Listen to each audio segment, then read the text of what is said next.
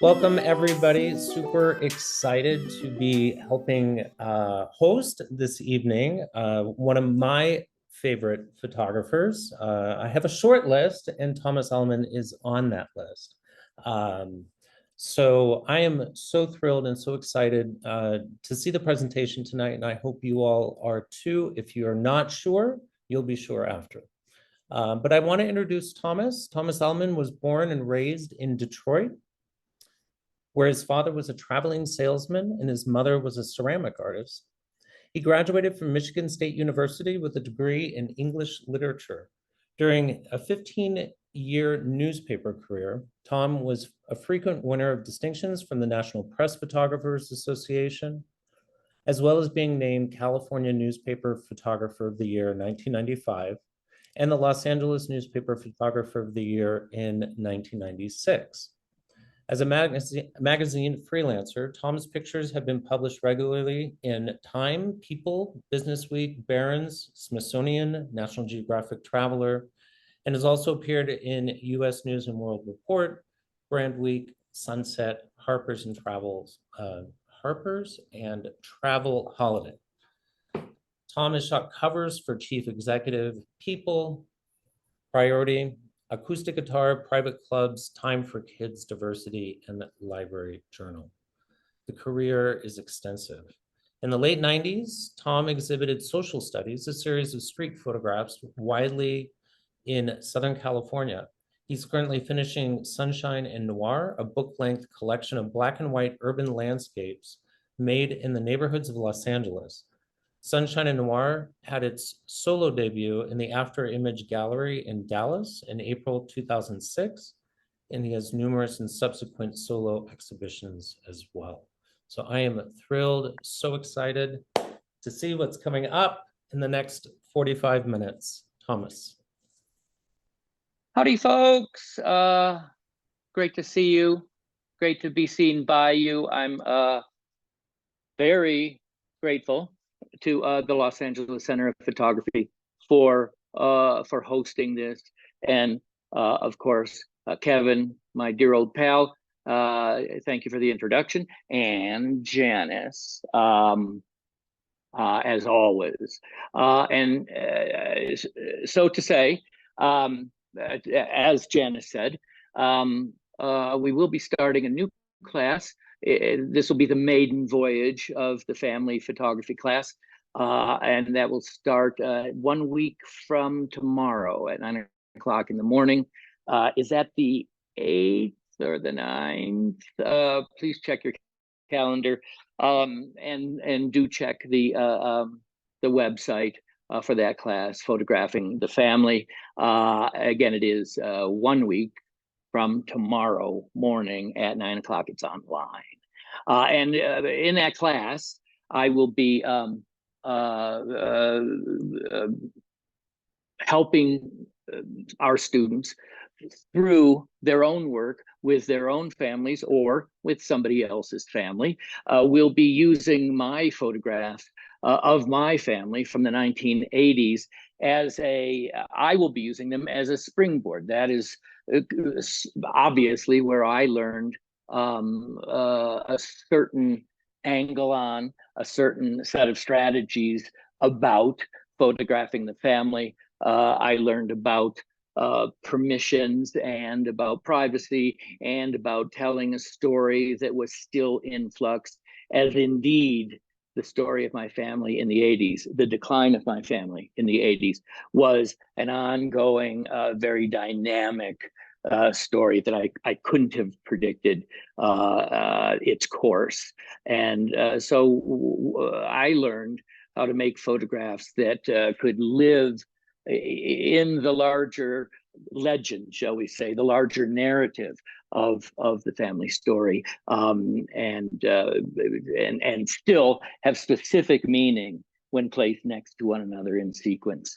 And we'll talk about that in our class. And naturally, I will use extensively the work of other photographers who have done that and published well-known, very well-regarded books. Sally Mann is an obvious example. Eugene Richards, Bianca Porter, my old editor and friend, Andy Schreiber, in fact, our own Safi Alia Shayabek, who runs the Street Photography Collective at LACP. But besides her skill and her experience, indeed her deep wisdom about street photography, she has done a very moving story about her family, specifically her father in his final year or years. It never fails to bring tears to the eye. So we'll look at Safi's pictures, and hopefully she'll join us in that Zoom class. She'll come and talk to our students about her work. So, but without further ado, I'm gonna share my screen. Here I go doing that. I began making photographs seriously after college. I got a degree in creative writing and literature with a minor in philosophy from Michigan State University, graduating in 1981, which was, by my calculations, about 130 years ago. As you all might know, in those days, we didn't have access to the internet, which is to say, for someone like me who hadn't studied photography in college, except for a couple random courses, I didn't have an internet to go to. The internet that, as we all know, contains about 85 billion pictures in all the great categories. You can look at monographs, you can look at critiques, et cetera, et cetera. You all know that all that stuff is out there. And as I tell my students, that is a gas. It's a super great kind of privilege of history to be able to practice or learn your craft in an era in which all that stuff is available to you. I didn't have access to that. And having said what I just said, I also have to say I don't kind of regret having to depend on just a handful of books from the local community college library. Sometimes I think we are a little overwhelmed with the bounty that we have at our fingertips on the internet. And sometimes I think the pictures begin to blur, and the categories and the lessons all begin to blur. I had, as I've said, and all of us back in the day, had 2 or 3 sources of inspiration or edification, and we got all our nourishment from that stuff. And for some reason, for me, it stuck. I could name 6 pictures that my entire career is based on. 6 pictures by those folks whose monographs I found in the public library. Gary Winogrand, it was public relations that they had at the in the library at the Lansing Community College in Lansing, Michigan. The Diane Arbus monograph from Aperture, a Charles Harbut book, which is hard to find now, but was indeed my favorite at the time, called Travelogue. Harbut was a Magnum magazine photographer and a street photographer. And Lee Friedlander, his self-published greatest hits from 1977, maybe, on Haywire Press, which was his own publishing company. And with those 4 books, I kind of learned everything I needed to learn. There was one more, and that was called Gramp. And that was a book that at the time was making its way around the photo departments of not only the photojournalism art departments at universities, but the fine art or the art photo departments at universities. It was a book that was popular among collegiate folk, maybe because the photographers, the narrators of this picture book were themselves very young photographers who had just graduated college, a pair of brothers, maybe twins, living somewhere in Indiana, who came home from college, both having taken some photography classes, and they set about in those couple of years right after college to help their mom and the family take care of Gramps, who was an old steel worker, I think, who was dying slowly in a bedroom at the back of the house. And he had elected to stay home in an era where that was kind of hard to do. Homes weren't set up to take care of people unto their last days. But it was a long tradition by the same token. And so he elected to stay home. The family elected to nurture and care for him as he slowly declined unto death. And his grandsons, the Jury brothers, Dan and Mark, elected to make photographs along the way. And so that book especially gave me permission to photograph my family. But not only gave me permission, it was actually an existential announcement that that's what some people did. Little did I know that at the time, photographing your family, so in the late 70s, early 80s, photographing your family, especially when your family was in trouble, was considered in the photo community a little uncouth. The privacy, the wall of privacy that surrounds a private family, especially in the Midwest, where privacy and modesty are bred in the bone, that always mitigated against doing such projects. People just didn't do it. Surely one doesn't publish it, but they did. And I didn't know, as I say, that there was a certain kind of prohibition or a certain taboo about making those pictures and sending them out to the world. So I just took the Jury's book as a roadmap. I said, oh, apparently that's what photographers do. I was looking for not only inspiration photographically, but also inspiration in the larger sense. My question was, what do photographers do? What is that life? And how do those folks behave? And one of the answers for me was the Jury's photographed Gramps as he was dying. I guess that's a thing photographers do. As I say, little did I know that they were one of the few. But that inspired me to commence with my own family. I was also inspired by my roommates there in Lansing, Michigan. As I began teaching myself how to be a photographer after college, I practiced on my friends, my roommates, on the long winter evenings when we drank beer and listened to Peter Gabriel records and played euchre. I was snapping from all angles, trying to learn how to work in available light, trying to learn how the lenses kind of saw the world, and trying to internalize the 28 millimeter lens, et cetera, all the basic stuff that a young photographer learns. But after a while, my roommate said, enough, don't do that no more. So I went home to make photographs of my family. They would be my next subjects, my next victims.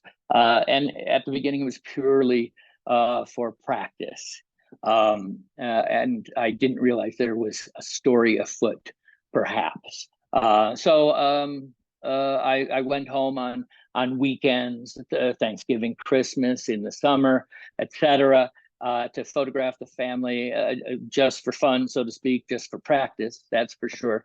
But two things happened. For one thing, the family began its decline at just that time. My dad, who had diabetes, heart disease, a variety of maladies that had kind of just surfaced almost overnight in 1977 and 78.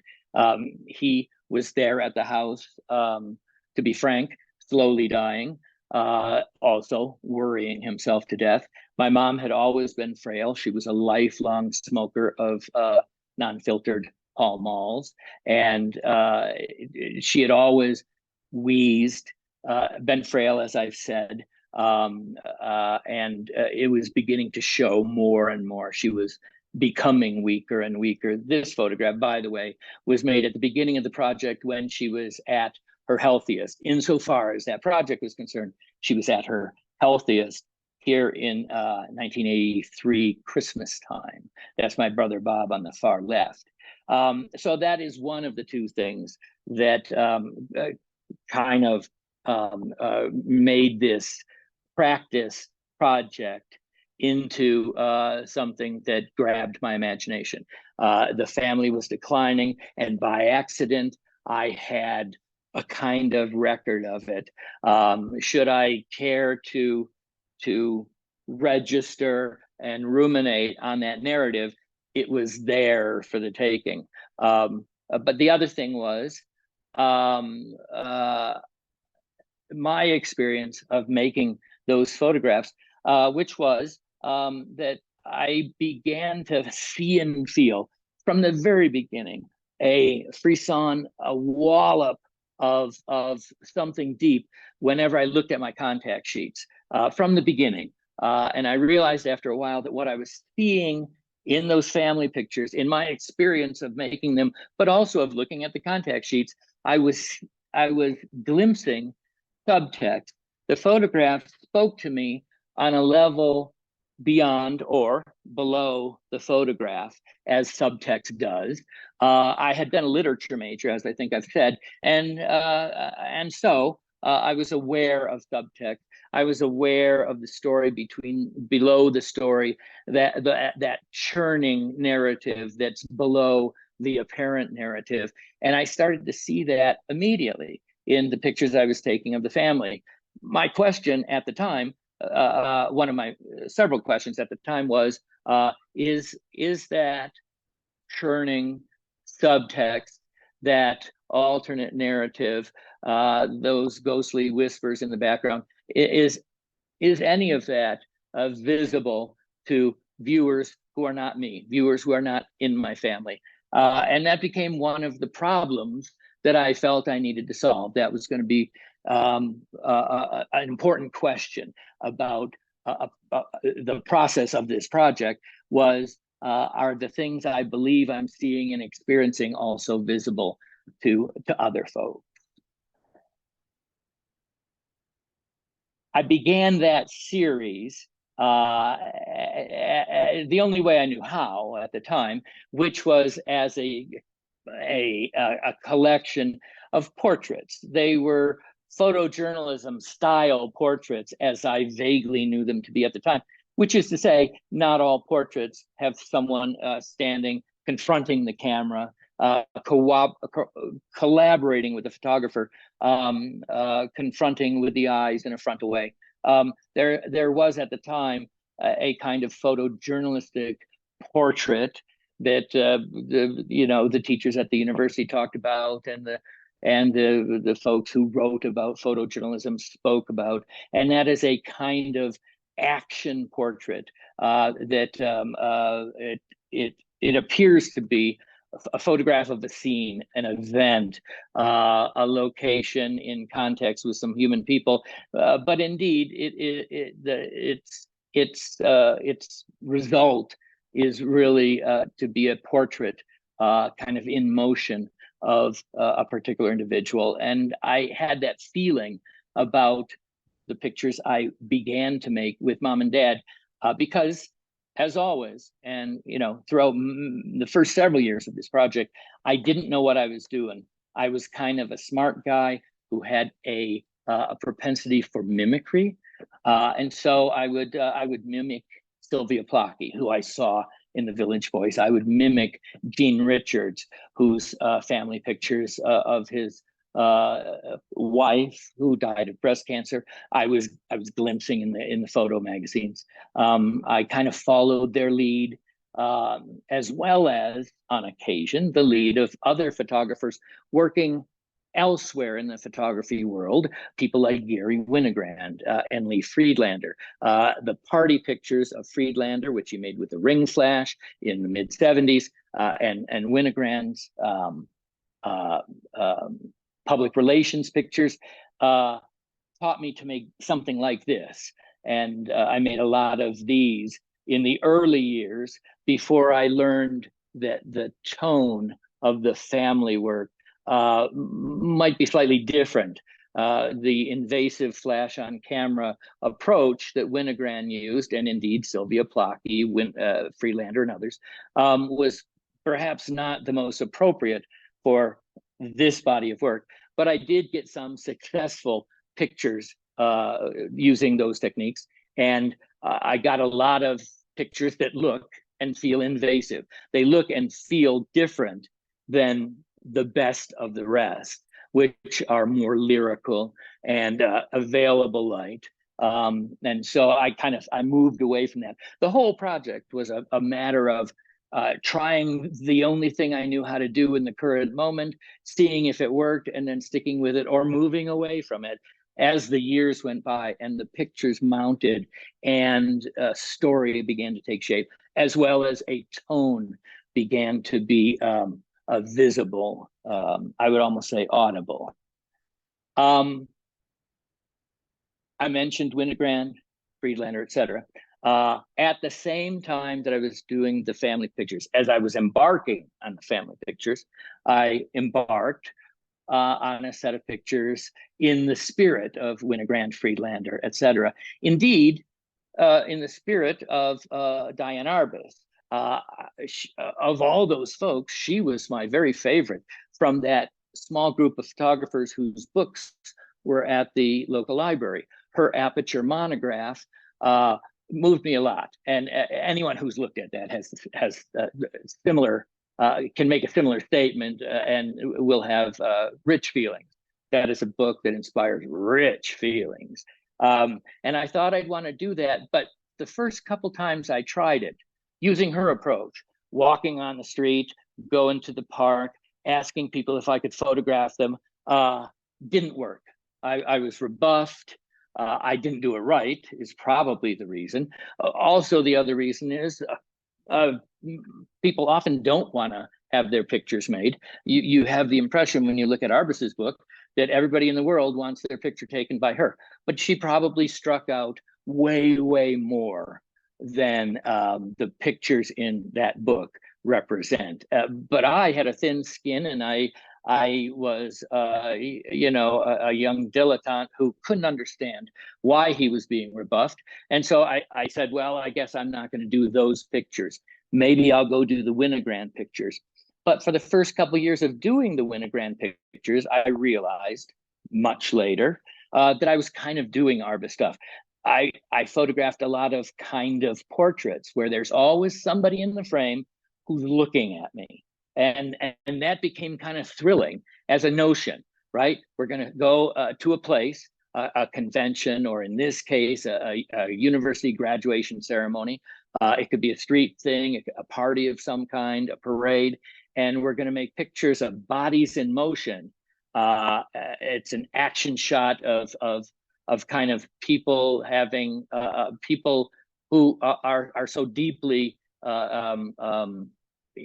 in their experience of the moment. Of course, they don't recognize me, they don't notice me, except one of them does.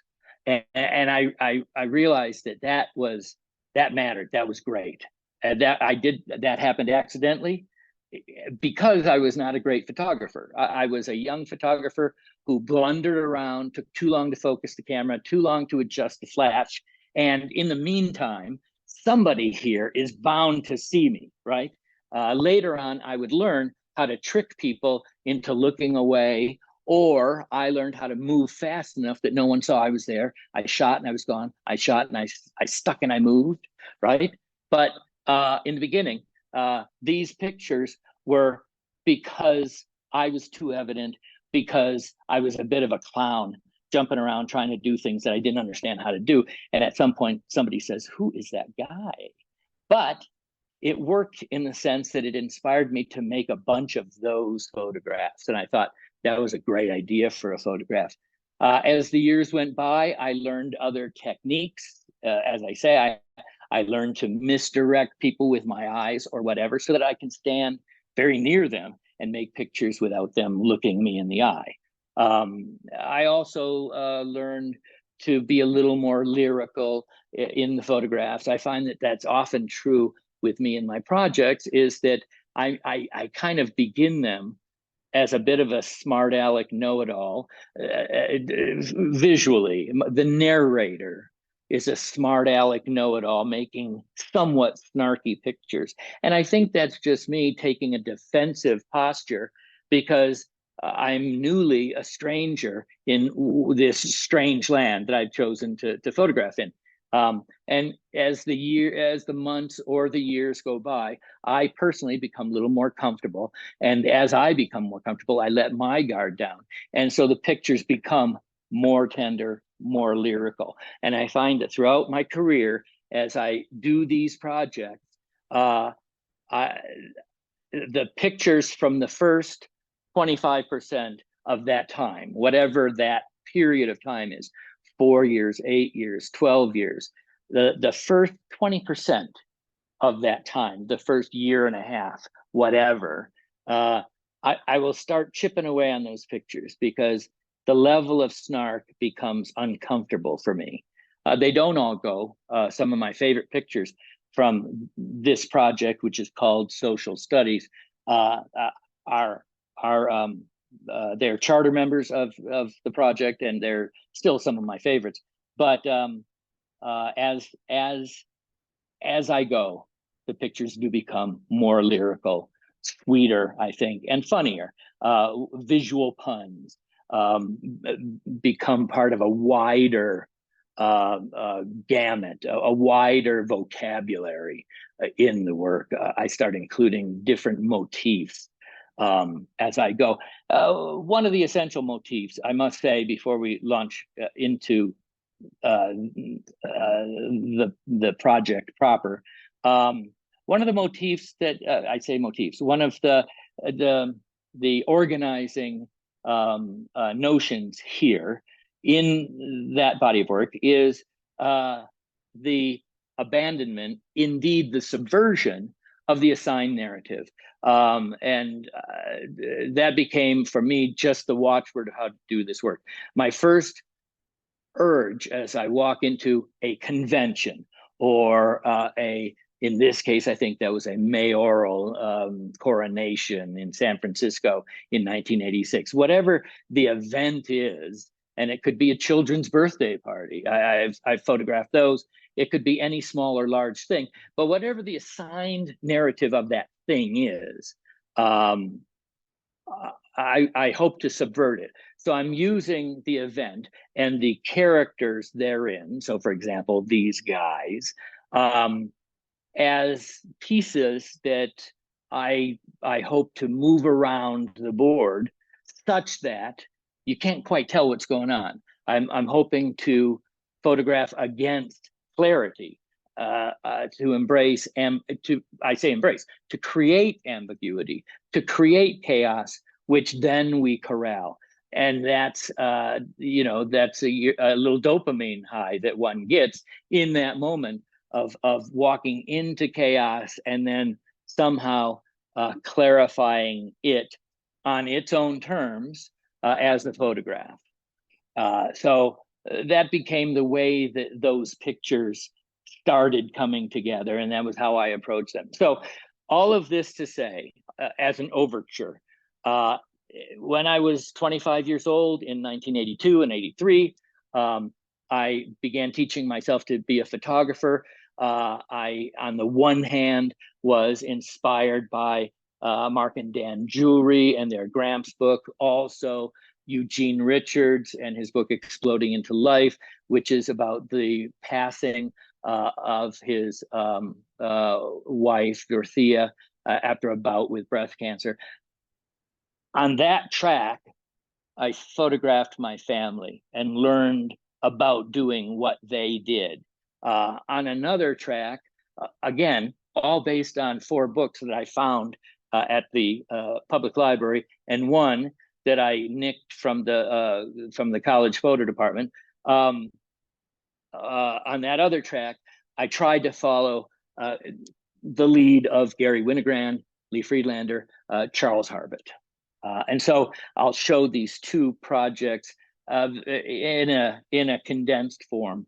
And this is the work I did throughout the 80s on my own. And I'll say, while I was desperately trying to become a photojournalist in the real world. So these are some of the pictures that resulted from the 9 years that I spent photographing Mom and the family. This is the kind of work I'll begin talking about in our family photography class. But again, we will bring in so many others. There's not a single way to do it.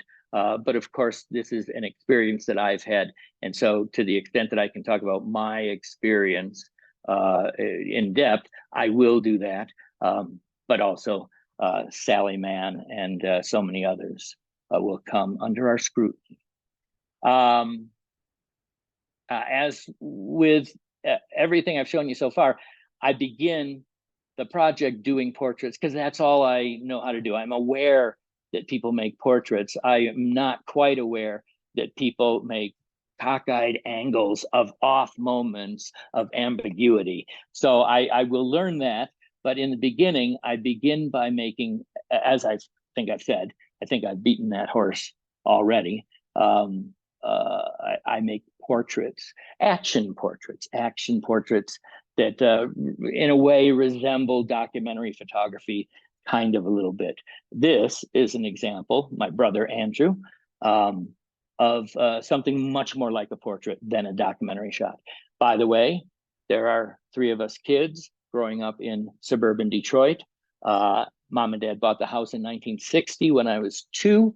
And they kept it until, or Mom kept it until 1987, when she sold and moved into a condo deeper into the suburbs. 3 boys, all boys. I'm the oldest. So besides a series of portraits, I foresaw, and again, all of this was for me very vague. I want to say I foresaw the portraits. I foresaw this, I foresaw that. The things that I foresaw were like ghosts, you know, talking to in the back of your mind, things that you've barely understood, things that you weren't sure were actually things, you know, because I was making up my own notions about photography as I went. I was working in isolation. But besides a series of portraits, I also intended this body of work, as soon as I kind of became aware that people did bodies of work, this body of work would be something like a cri de coeur about smoking, which it was clear to all of us in our family. Mom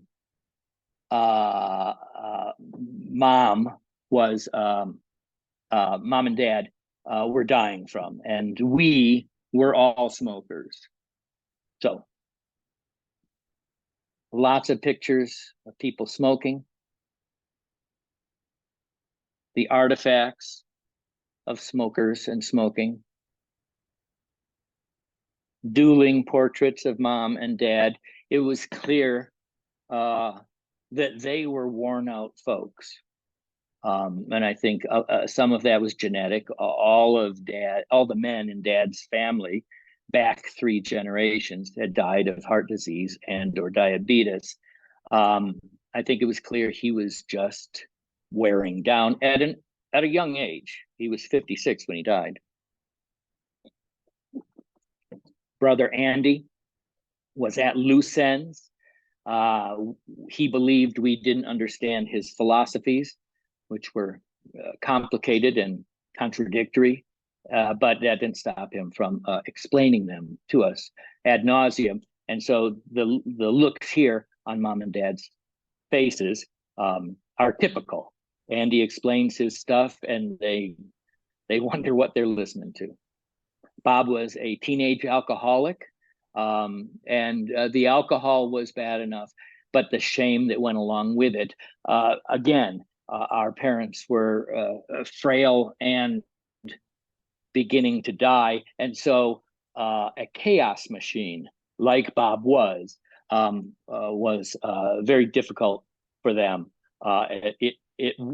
He wore them out much more than he would have worn out healthy or younger parents. But again, being a young alcoholic, he was a chaos machine. And every other thing he did wounded and frustrated and angrified them. And they kind of bore those hurts in their body. Hey, Thomas, we're gonna wrap this up in about 5, 6, 7 minutes. Good. Thank you, Kevin. I'm Thank you. seeing it 6:46. So Dad began to die faster and faster. And in November of 1985, just after I had moved to San Francisco, he died. And so I flew back and made this photograph of Andy at the funeral home. We buried Dad behind the cottage. In those days, people who worked in Detroit invariably worked for the automobile industry one way or the other.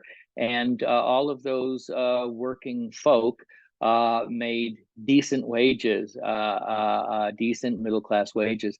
And so we all had cottages up north, quote unquote, up north, whether it was north, south, east, or west. Up north was the kind of designation for where we played on the weekends. Dad built his cottage with his own hands in order to impress his own father, who had never kind of given the young man his due. And so when he died, we buried him in the woods behind the cottage. We see here the family gathering. As so often happens in families, when the patriarch or when the most dominant personality goes, the lid tends to come off. And in this case, Dad was definitely the dominant personality. And when he went, all hell broke loose. The rest of the time, being about 6 years, that was how long until Mom died. The rest of the time was us at each other's throats, and we never would have been if Dad had still been around. So we have pictures here of Mom and Andy, tense moment. Bob, of course, continued to drink and to bust up the car and to steal money from Mom's purse. All the things that a young alcoholic does every day. And for me, this is a great picture of her frustration and his shame as he tries vainly to talk his way out of yet another scrape he's gotten into. Against her doctor's wishes, she moved to North Carolina, which her and Dad had planned to do several years earlier, not expecting that he would predecease her. And her, in a very ragged state, should never have moved down to North Carolina, much less to the side of a mountain in a holler. This very sick lady who indeed had been laid off from her job because they were afraid she'd die on the job in the accounting department of an auto plant. She shouldn't have done that, but she did, and spent her only year in rural North Carolina, mostly in the hospital. She was able to live in her little double wide for 4 or 5 months all told, but the rest of the time she was in the emergency room and the ICU. Here we did see her with Bob and the oxygen supply, and here is Bob stacked out on the couch with the dog in his lap, and Mom doing her bills in the morning light. But finally, she was at the end of things, and on the New Year's weekend of 1989 into 1990, she began seriously to go. I decided, and it had been on my mind for quite a long time, I decided to quit making these photographs. I believed by this time it had been 9 years, and I had kind of gotten a couple different newspaper jobs. I had learned about the culture of being a photographer, and so I knew that people had books, and I knew that a book needed a story arc, It needed a beginning, middle, and end. That's what the best of the photography books had, if they were of that kind of documentary narrative variety. And I knew that the end of this book would be Mom dying and me taking some really groovy valedictory pictures of her in her coffin. And that would be a great way to end that book. And then I might thereby make my name. And I thought, of all the possible results, that was I would have been ashamed of myself at that point, because it requires a certain planning, it requires a certain expectation. You must foresee certain things, and you busy yourself with making these photographs while indeed Mom is dying in front of your eyes. I didn't want to be that guy. I thought I would go to hell if I did that. And so I thought I must somehow quit. And so indeed I did on New Year's Eve of 1989 into 1990. So, whoops, sorry. So here is a last picture of Mom from that day. I'm going to show a few more pictures, and then I will retreat, surrender the stage, and we can do a question and answer with Kevin. I don't know why that picture's there. Doesn't this one strike you as the closer? I don't know what this one, maybe this is Mom in heaven. Maybe that's what that is. But just to show you a few pictures from the body of work, street photography of a sort that I perpetrated on a parallel track. So throughout the 80s, as I was doing the family stuff, I was working on this body of work, which then I finally finished in about 1999. So here's a handful of pictures from that. I'll go through them with some speed. And as I say, then I'll retire the stage. But you can see here that what I'm working on is that ambiguity. In this case, it's a larger kind of narrative ambiguity. Literally, what's happening is the question. And in this case, it's a more nuanced, gestural, interpersonal ambiguity. What is happening with these folks? Many of the pictures started, as I began to mature, the pictures started to describe a certain kind of geometry, an abstract architecture that overlays the photograph. So pictures of real people in the real world, but also proposing a kind of abstraction at the same time. You can blink back and forth between the two experiences. Also, as you can see here, puns.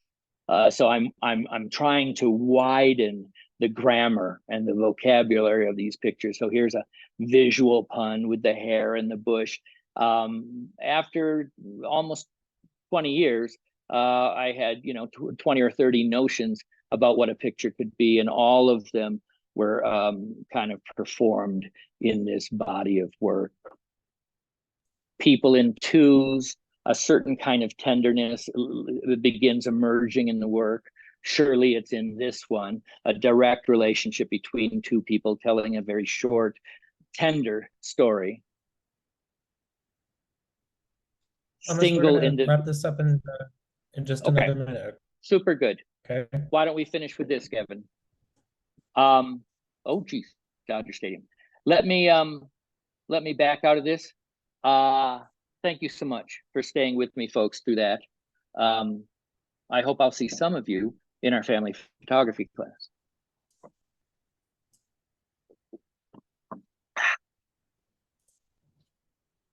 Thank you so much, Thomas. We do have, well, I've got some questions, and we've got some other questions coming in from the Q&A. I wanted to start out, when did you realize what you were doing and taking pictures of and seeing in front of you? Because you articulate so well, especially when knowing and making these pictures that you did. So, and then there's a second part to that question. What do you like better, not knowing or knowing? Well, I will definitely answer the first part first. I didn't show the first couple pictures in the social studies, chronologically, the first couple that I made. And they were pictures that that I made in the midst of having no idea what I was doing. They were accidents, right? And clearly I had some urge toward them. So they weren't entirely accidents. I hate to say it this way, my spirit, if you will, or my instincts, or just my memory of references, things I'd seen on TV, things I'd seen in magazines. Something led me to make those pictures. So I'll claim them. Thank you. But I truly didn't really know what I was doing. But when these pictures, and I didn't show them to you, and they're not here now, but just imagine that there's a picture and you think, oh, I love that. That's great. Mhm. Boy, I rocked it on that one. But I don't know why, and I don't know how. I don't know why I love this so much. The pictures in question, I slept with some prints and contact sheets I slept on the floor on a futon. That's what we all did in those days. I slept with that stuff on the floor next to my futon so that I could wake up in the morning, I could look at them immediately and go, wow, because I was dying to know why these pictures moved me and how did I do it? How can I do it again? And I had to have that experience 4, 5, 6 times before I began to understand what I was doing and how I was doing it and why that mattered to me. And here's why that answers your question. That process of education, and what I was doing was I was educating my conscious mind, shall we say, about my unconscious mind, the things that turned me on. I was desperate to know why. And so I studied the pictures. I studied my motives if I could find them. I studied my process if I could discern it. So there was a lot of study. There was a lot of self-reflection. And so I think, again, to your question, I learned how to think about and talk about, to break down what I was doing. And that became very natural to me, is just to really investigate at every turn throughout the rest of my career, what the crap I'm doing. Let's think and talk about that a lot. And at a certain point, let's be able to say it in sentences and paragraphs. So I became well versed in, kind of my own process. Does that, I'm not even sure I've answered your question, but I think I did. No, you answered it. You answered it. But in the end, I mean, do you, for me, I never really stopped to think about what I was photographing, honestly, Right. until 4 years ago. It was right before the pandemic. And at that point, I'd been photographing for 32 years at that point. There's a part of me that kind of misses not knowing, because now when I Right. lift a camera, now when I see something, I know what I'm doing. There's a part of me that I don't like that. I miss the innocence and the ignorance. I miss that. It wasn't even ignorance. I don't even know what it was. It was an abyss. It didn't exist. It wasn't important to me. Well, I have to say that those social studies pictures, so I made them from 1983 to 1999. And the reason I stopped making them in 1999 is because I could feel that my urges were becoming like decadent, Mhm. in the sense of I was doing. I had learned too well. That's why this is an answer to your question. I had learned too well how I moved and why I moved. I had learned too well what my moves were, and I started making those moves in an empty way. That's the decadent part. Where you're doing this behavior, but it's begun to lose its meaning. I could walk into a room and make a very facile photograph of anything, but it didn't have the meaning or the mystery that it had before. I had not journeyed toward it. I had simply walked across the room and applied my well-worn techniques, right? And Mystery. so, That was the word I was looking for earlier. Mystery, not yeah, ignorance, mystery. yeah. Mhm. And I think, and I'm not sure that viewers see the mystery from that angle on the process. The pictures, they will enjoy them or not, as they always might have. But I see that the process has become corrupt. And so I go, okay, I know how to make a cool picture now, but it's not, I'm not moved by the journey anymore. We have an interesting question from Jody Forder. She says, how did these photos transform, impact your relationships or your closest family members? Oh, well, that's a great question. If we're talking about the photographs of the family, yeah, it's interesting, and it is. It's easy to say it's complicated. It's complicated in a family way, and so the basic components of that were: I was the firstborn child in a bad and fairly loveless marriage. So I was the baby that was supposed to save the marriage, and I just happened by accident to have been a good baby, a good-tempered baby, a patient baby, a sweet baby. That was just a stroke of luck. And so the kid who was supposed to save the marriage turned out to be a pretty cool kid when he was a baby. And their memory of me, their first child, was a great and fond memory for them. It didn't save the marriage. I never saved the marriage. But I had 3 years to myself, being the young prince in the family. And thereafter, I could do no wrong. So when 25 years later, I start making photographs of these folks, I did so without asking permission. I did so in a kind of imperious way. I don't mean that I was a dick about it, but I just meant I believed I had that privilege, and I'm going to do this thing. And that, I think in a way, they believed they had no choice in the matter. That was just the family dynamic, is that when our lauded young golden child chooses to do a thing, it must be a great thing, and nobody's going to stand in his way. So they let me do it, but they didn't understand it. They didn't understand why I would never give them prints, which, for one thing, I was just a chaotic 23-year-old, so I'm not giving anybody anything. I break every promise in the book when I'm 23. So I think the pictures confused them, the whole process confused them, but also I think they thought that I could somehow, in a way, save them, or at the very least, I could adjudicate their complaints about one another.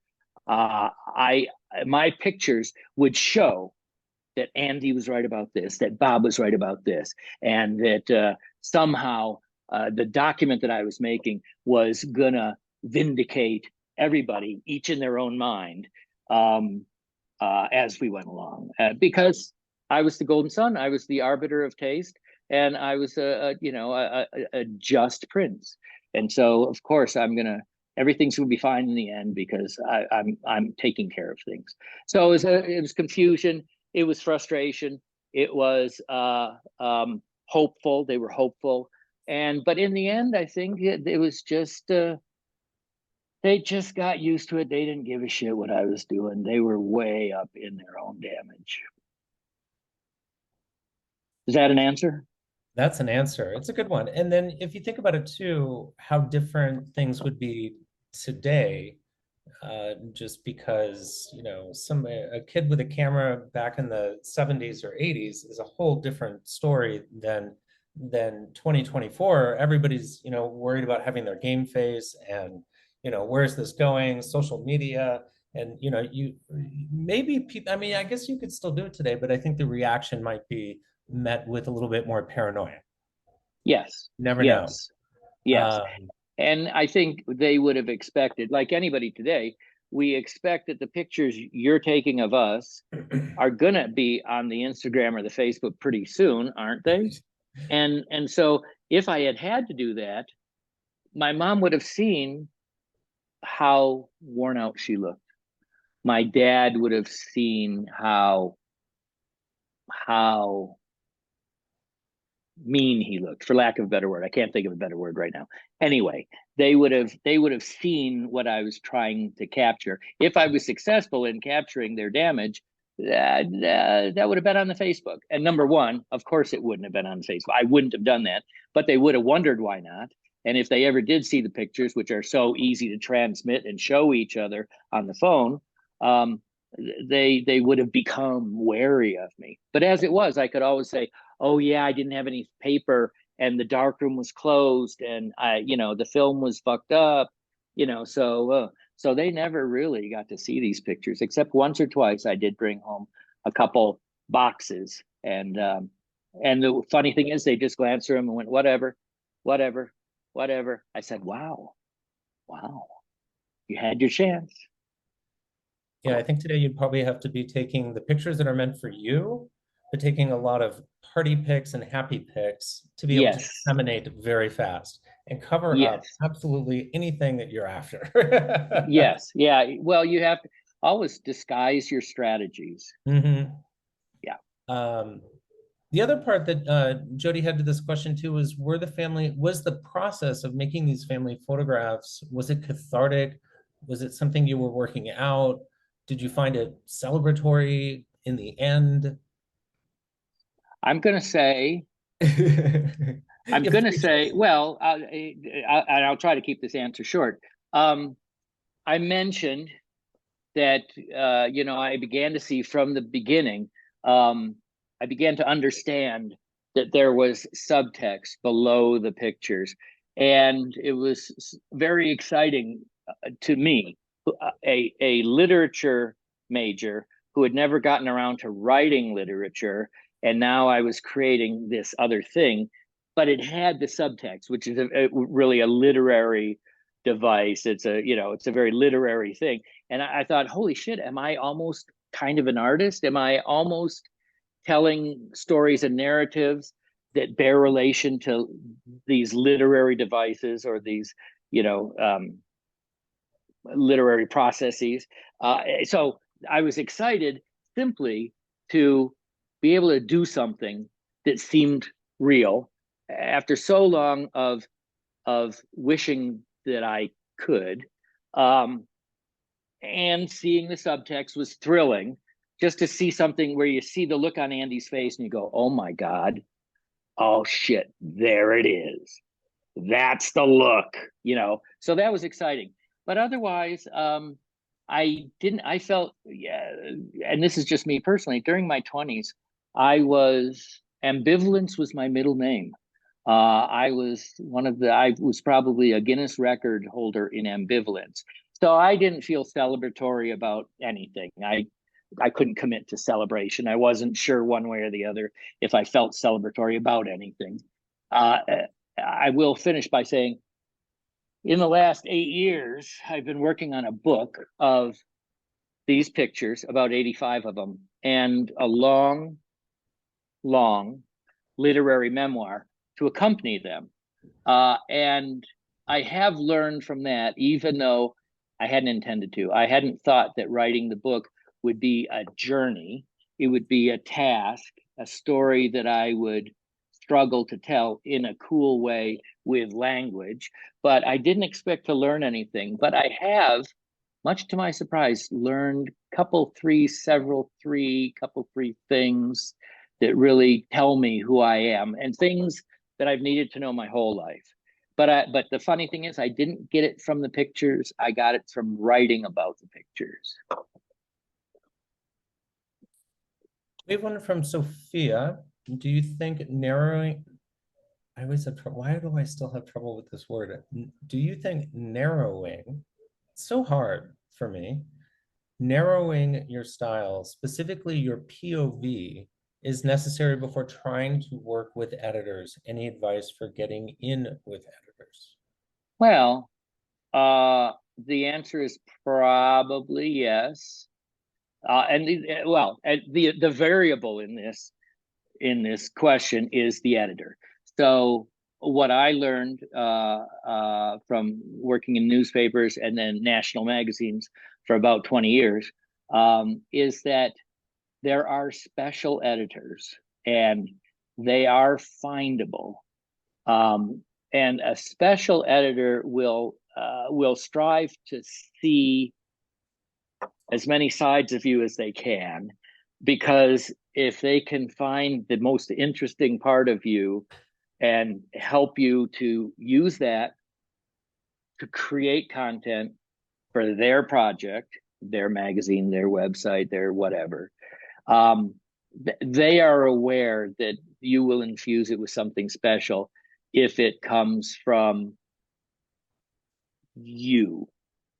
Most commercial photographers, even the most successful ones and the artistic ones, have learned a shtick. And I don't really mean that in a bad way. You know, in order to survive in that business, to promote yourself relentlessly, to find markets, to get in and out of an assignment without dying every time you do it, you do have to narrow your point of view. A perfect example, and I say this with love and respect, perfect example, Dan Winters. If many of you all know who Dan Winters is, a magazine portraitist who kind of got famous in the early 90s and has continued to make great pictures ever since. But arguably, and I say this in a super general, just a conversational way, arguably, he makes the same picture again and again. That's not true, but if you look at his pictures, you'll go, oh yeah, he's working the same kind of technique, the same somewhat point of view. There are variations, and he has evolved, and there's great growth. He's one of the great ones, but it's kind of the same again and again. Those Martin Scholler pictures that were so huge 15 years ago, he's mining the same technical issue again and again. And what that means is when you get to an assignment and Tom Hanks says, you've got 5 minutes, and where are we going to do this? Oh, here's a broom closet. Martin Scholler can make a killer picture because he knows exactly what his thing is, where the lights are, where things are, what is the lens, and he will make a cover shot for you. Same thing with Dan Winters with his technique, which is quote unquote the same again and again. He can get on and off a plane. He can go to a place and kill this picture just like he has all the others.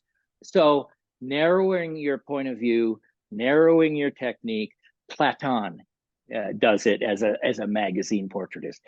Same one umbrella, same stool, same ultra wide lens, again and again and again. But the pictures are incredibly rich. But that means he can get in, get out in 3 minutes. If they are about to beat him with hammers, he can still get a picture and get out.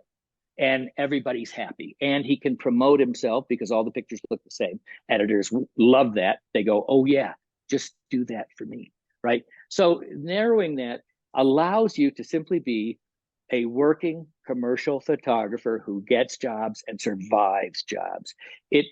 There are other ways, and there are other ways that you can use your wider interests, your wider urges, your more animal or your more fanciful or your more groovy responses visually, but they won't necessarily be in your commercial work.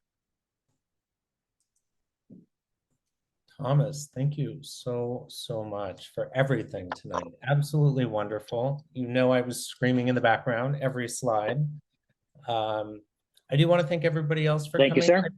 I put Thomas's web address, his direct web address, into the chat. Go check it out. It's extensive. I mean, there's a lot of amazing imagery, category after category.